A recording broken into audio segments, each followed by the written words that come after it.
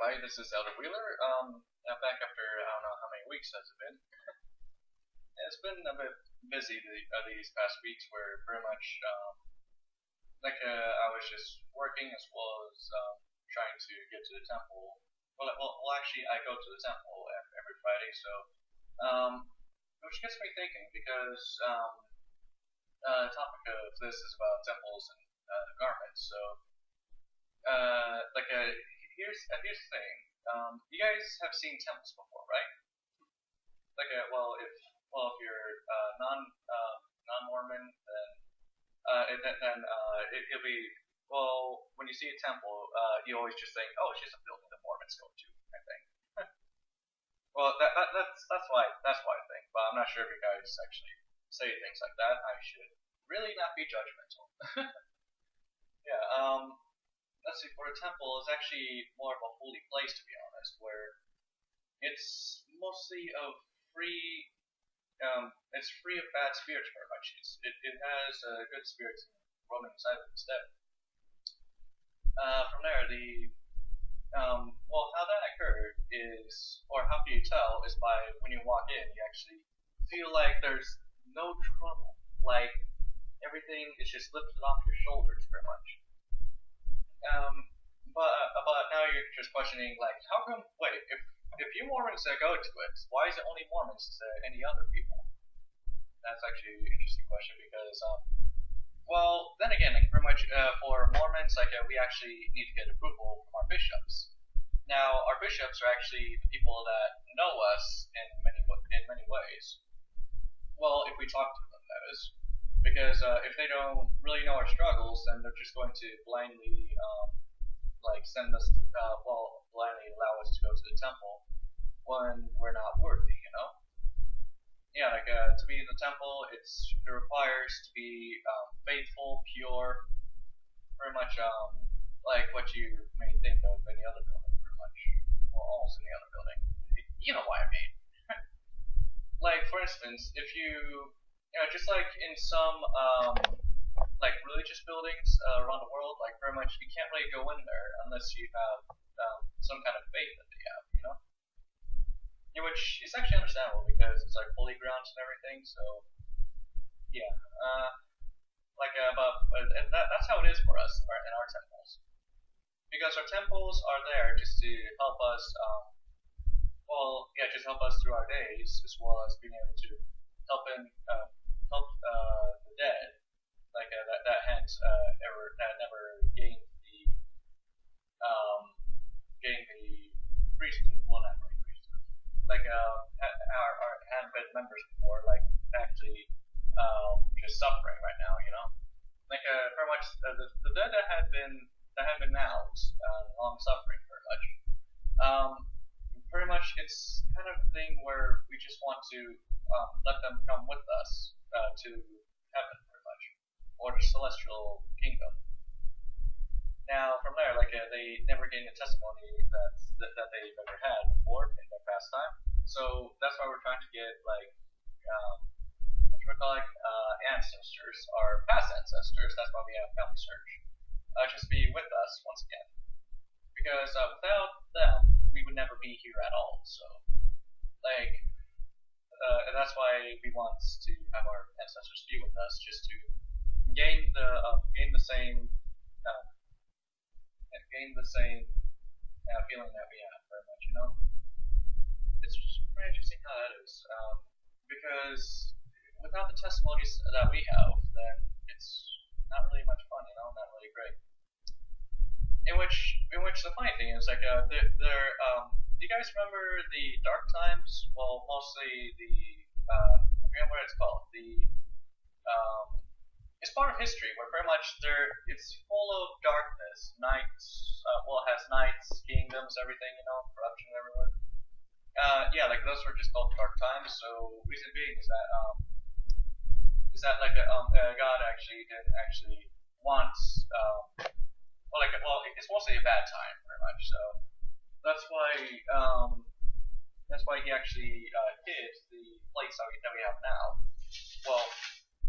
Actually, I have no idea what happens to those plates. I think I need to research about that. where like back in the times, like there's this dude called Mordecai. He is one of the prophets and is able just to hide the golden plates, which is the Book of Mormon right now. Just for us, just to find and to search the answers that we need. In which he recorded his own records of what occurred during the time. So it's pretty interesting how it is because like the records are supposed to be for us pretty much.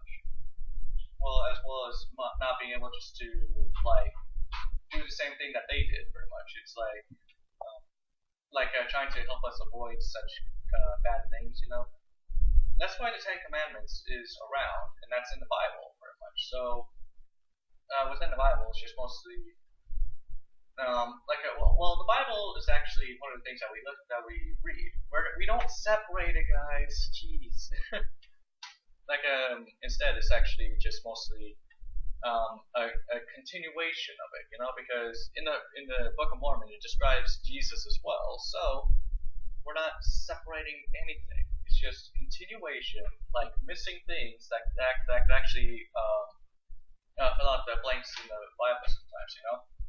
And still, I think Isaiah is still confusing. I think it was Isaiah. Yeah. Anyways, from there what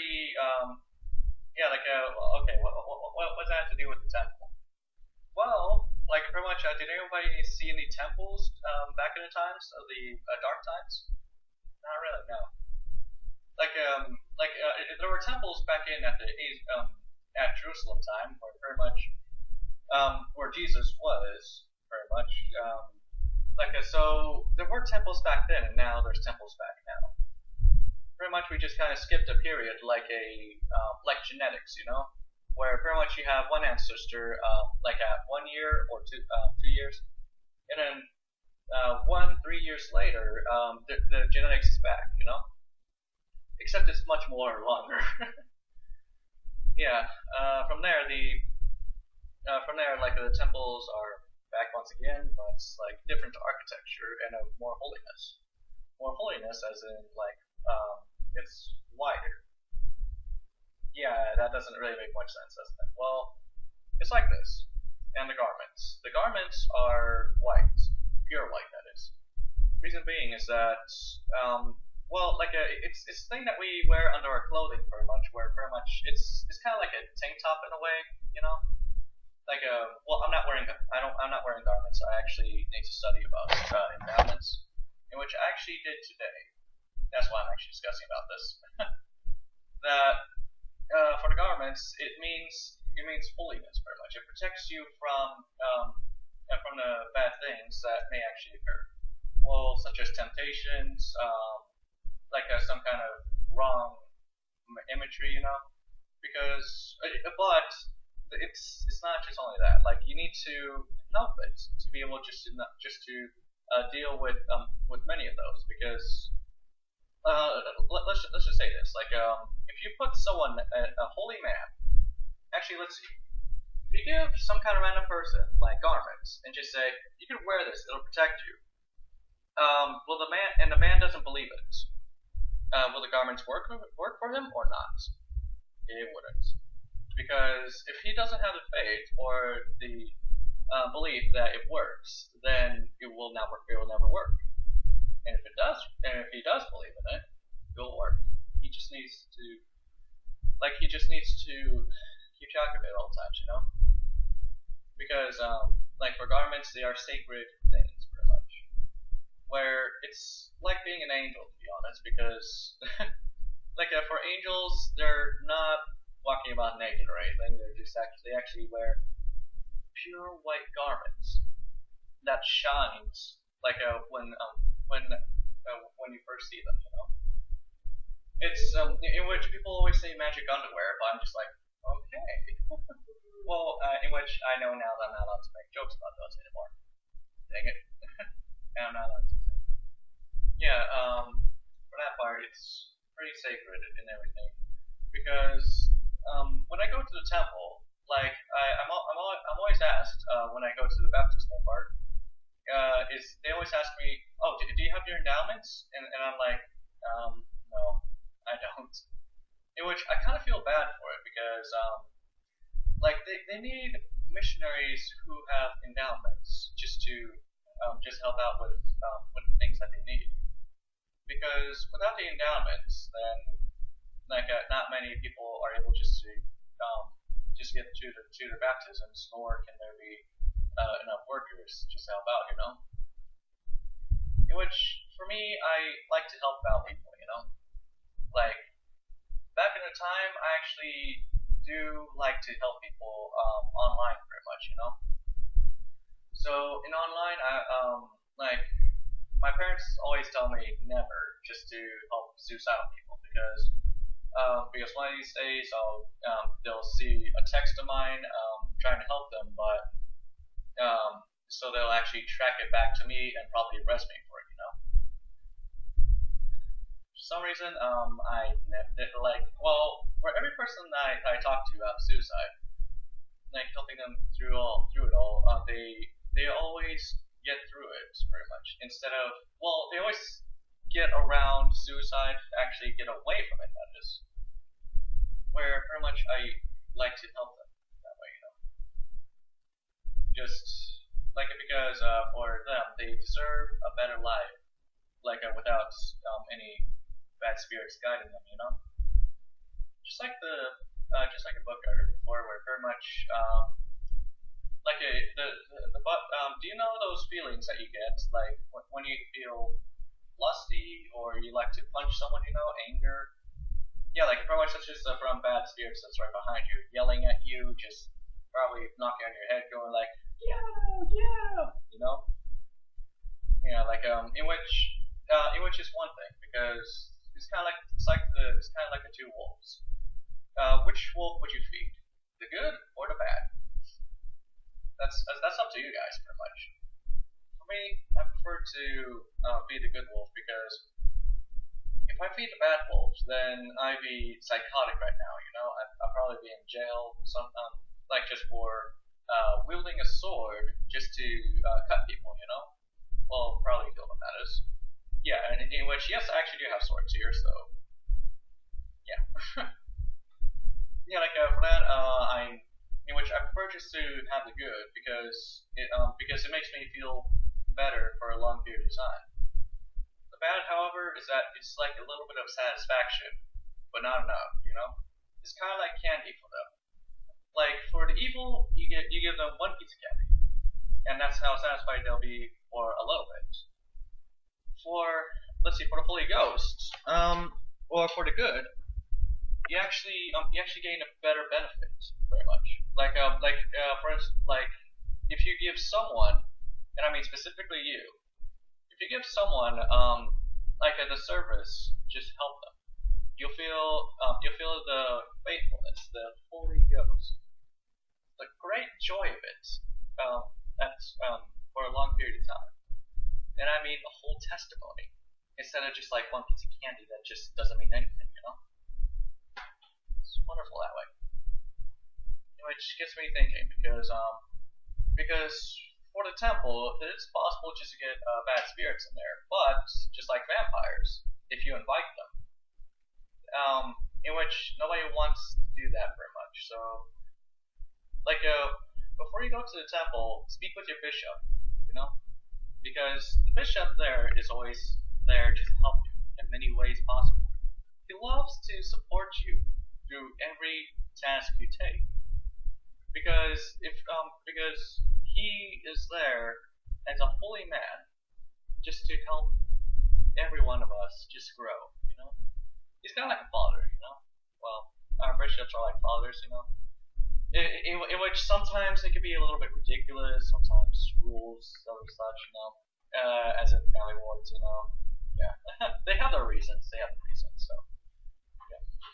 I wouldn't blame them because they want us to be safe. They want us to help others be safe as well. So just to not be like crazy around society, you know.